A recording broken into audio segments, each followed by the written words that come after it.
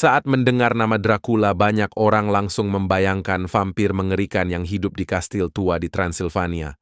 Namun, tahukah kamu bahwa tokoh Dracula sebenarnya terinspirasi dari sosok nyata? Ia adalah Vlad ketiga, atau Vlad the Impaler, Pangeran Wallachia yang hidup pada abad ke-15. Halo, aku Chan. Jangan lupa subscribe ya, gratis kok tapi bikin aku semangat bikin video. Atau ada yang mau traktir kopi biar nggak ngantuk waktu bikin video, bisa ke link yang ada di deskripsi. Vlad lahir sekitar tahun 1431 di Transilvania. Ayahnya, Vlad kedua Dracul, adalah anggota Ordo Naga, kelompok ksatria Kristen yang bertugas melawan Kesultanan Ottoman. Gelar Dracul berasal dari kata Latin Draco, yang berarti naga. Sementara itu, Dracula berarti anak dari Dracul. Saat masih kecil, Vlad dan adiknya, Radu, disandera oleh Ottoman sebagai jaminan agar ayah mereka tetap setia.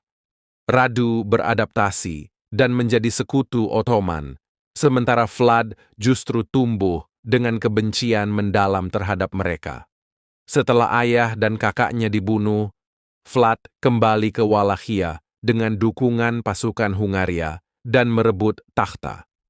Ia terkenal dengan metode eksekusi penyulaan, yaitu menusuk korbannya dengan tiang dan membiarkannya meregang nyawa perlahan. Ini bukan sekadar hukuman, tetapi juga alat teror bagi musuhnya. Saat Sultan Mehmed II menyerang Wallachia, pasukannya dikejutkan oleh ribuan tentaranya yang telah disula di sepanjang jalan. Pemandangan mengerikan ini membuat mereka mundur. Namun, Vlad tidak hanya kejam terhadap musuhnya. Konon, ia pernah mengundang para pengemis ke pesta mewah, lalu membakar gedung tempat mereka berkumpul, dengan alasan ingin menghapus kemiskinan dari negerinya. Berabad-abad kemudian, kisah Vlad berkembang menjadi legenda. Pada tahun 1897, Bram Stoker menulis novel Dracula yang menciptakan sosok vampir abadi.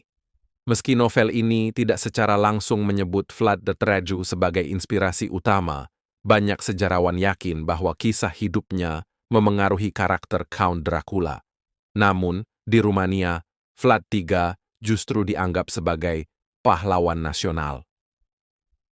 Karena keberaniannya melawan Ottoman, hingga kini makamnya masih menjadi misteri.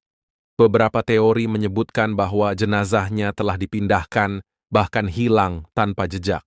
Jadi apakah Dracula hanya sekadar legenda, atau sejarahnya lebih kelam dari yang kita bayangkan?